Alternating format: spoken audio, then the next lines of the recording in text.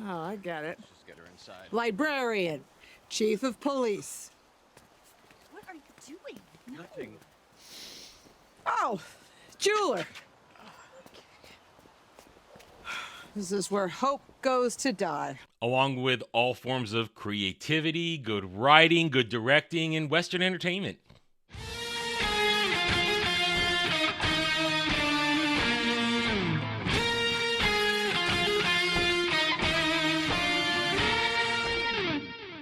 Howdy all, I'm Matt, I'm the Renaissance Nerd, and welcome to my review of Agatha on the Log, Episode 1. The gayest MCU show ever! Well, we haven't quite gotten to the gay yet. Full disclosure though, before we go any further, I am doing this under protest. I am not willingly doing this review. Why, may you ask? Then am I even bothering with this? For a simple reason. I keep my word. I keep my promise. I made a deal with Dermy Wormy for our late night Friday show, Ballbusters, 11 p.m. Eastern. He said, hey guys, let's do Agatha. We all said no. And then a lot of bitching and moaning happened on all sides until a compromise was reached. We all watched at least the first episode. Well, it turned out it's the first 2 episodes for a double episode premiere. But here we are, episode 1 review. I keep my word. I watched it, and therefore I review it for your entertainment. So you guys really are going to watch me suffer for this one and when I do episode 2. Because this is garbage. Because here's the thing. I upfront said 2 years ago, I am done with MCU shows after She-Hulk. I'm not doing it anymore. They're worthless. They're pointless. They never go anywhere. They never achieve anything. And they're done purely to piss off real fans. They're not done to bring in new fans. They're not done to heal wounds, mend fences. They are done to ruin everything. So I said, that's it. After She-Hulk, I am done. I am out. Not doing it anymore. I will comment on things when they bomb. I will talk about events of stupid shit when it makes it into the news. But that's it. I don't really cover the MCU anymore as a whole. But as I said a moment ago, I keep my word. I keep my promises. And therefore, here we go. No clips, no nothing, no transition. We are going to barnstorm our way through this because guess what? 40 minutes of nothing! Nothing at all.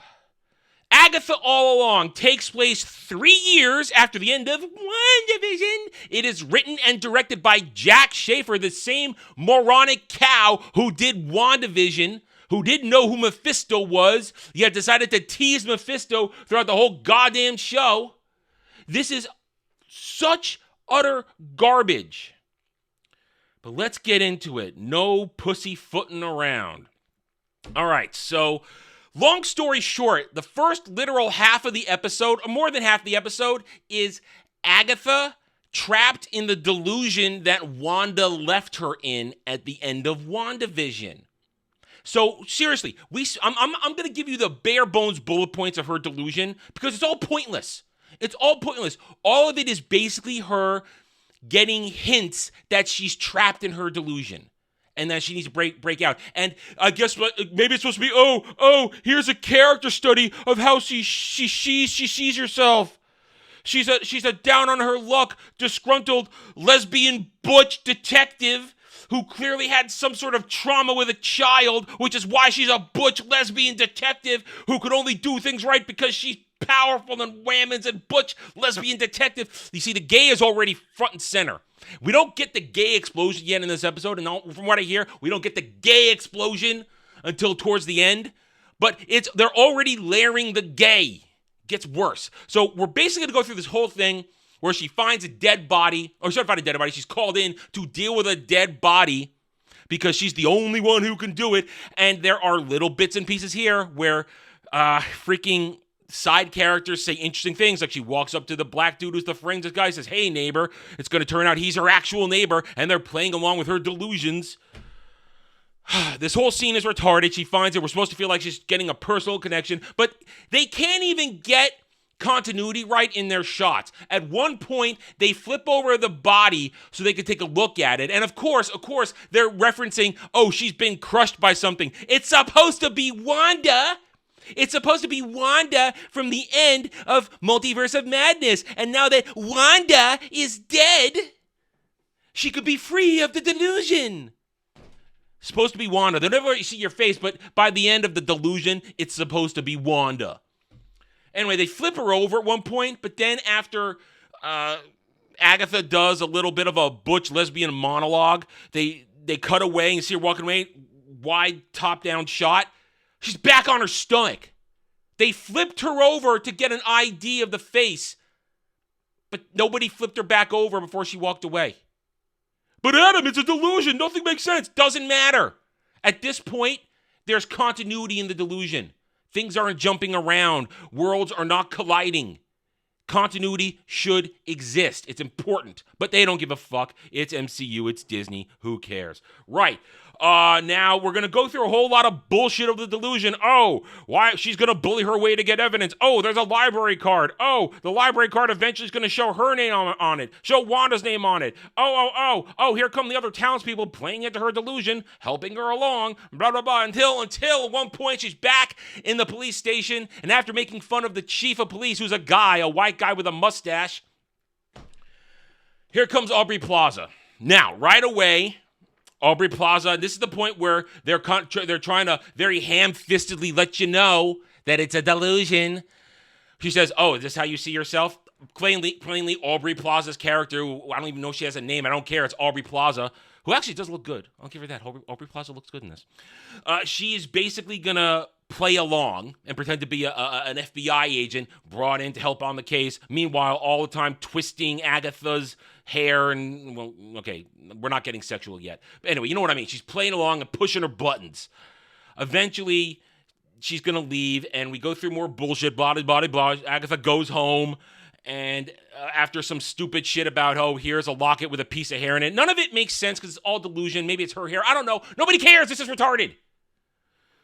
She goes home, and then suddenly there's Aubrey Plaza, shows up with pizza that she's literally holding vertically behind her back, and then swings it around, and then we see it later on the table there, and it's not moved around at all. That pizza be all over the place. You're holding it vertically. It'd be all smushed up. Get it right. Anyway, they're sitting there, a lot of lesbian sexual overtones, where they're going back and forth. You want to get in on this? You want to lick on this? Want to be on top? It's all there. It's all there, setting the stage. It's going to be gay. And after a bunch of crap discussions, stupid Agatha hears some noises upstairs. She goes upstairs and finds a twink in her closet. Now, I'm not surprised she finds a twink in her closet. Anyway, Twink runs away. She chases him down, roughs him up, brings him in for interrogation. And here's where everything starts to fall apart of the delusion. As she's questioning him, he'll start uttering some mumbo-jumbo spell. And then things start to fall apart. And then Agatha has to go to her coroner's office and convince herself it's all real. I've seen a body. He had scarlet hair. Scarlet hair.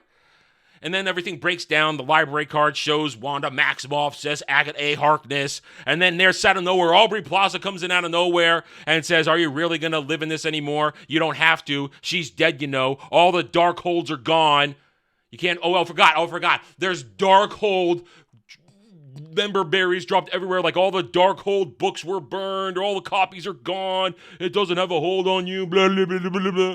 And then Agatha starts to break out of it, and now she starts to go through the metamorphosis of all the different characters she portrayed when she was in WandaVision. Isn't that clever? Oh, I'm Jack Schaefer. Don't you love when I did WandaVision? No, nobody loves WandaVision.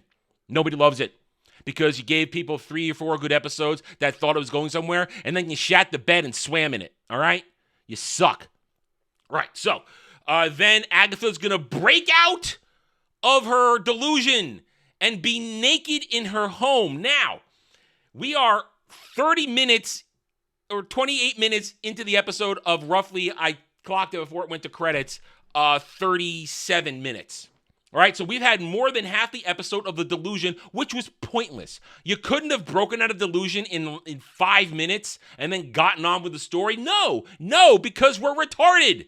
We're retarded. We don't know how to write. We don't know how to do dialogue. We don't know how to do characters. We don't know how to do anything. It's worthless. It's pointless. But we got to go on to the end here. Right, so here comes Agatha. As everything comes rushing back, she barges out of the house butt naked into the middle of the neighborhood, has a conversation with her neighbor who just can't look at her nakedness. Oh, can't look at your nakedness. And she starts yelling at everybody for helping her through the delusion. And she finds out she's been trapped for 3 years in that place. It's a bunch of retarded stuff. And here's the point now where the show really comes into focus of, you should care about Agatha, but we don't. And that is part of the core problem of this whole series. Nobody cares about Agatha Harkness. Nobody gives a damn that she's been trapped in a delusion for 3 years. Nobody gives a damn that Wanda took all her magic and left her with just appliances. Listen, I will give this. Catherine Hahn does a good performance, okay? She does a good performance. She knows what she's doing. So does Aubrey Plaza. Aubrey Plaza does a good performance. She knows what she's doing. But the dialogue is still shit. The writing is still shit. The story is still shit. She's going to wander around the house looking for anything to grasp in terms of what do I do now? And then she hears something. She opens the door and finds a twink in her closet. Now, there's the twink. I'm sure the twink is very used to being in a closet tied up with duct tape on his mouth. Then suddenly the door's going to explode in, and here's Aubrey Plaza in somewhat sexy witch outfit. They're going to have a non-magic fight because you're wondering, why is she fighting her and not using magic to kill her? Well, we learn pretty quickly she can't kill her, but she can hurt her and make her wish she's dead. Brilliant dialogue, brilliant writing, Jack Schaefer. You're a genius. They have a fight. A lot of info dump is done that everybody's going to come after Agatha now that she has no magic. She's vulnerable, people that can kill her. And now Aubrey Plaza's just going to be happy that, hey, I'm just going to sit back and watch. If I can't do anything, I'll be happy to watch. The Salem 7 are coming for you at midnight or whatever when the sun comes down. And then she licks her hand to get rid of a wound that she caused with a knife. Very sexual. Very sexual. It's the beginning of the gay. Then Agatha's going to be like, okay, I got to get my purple back.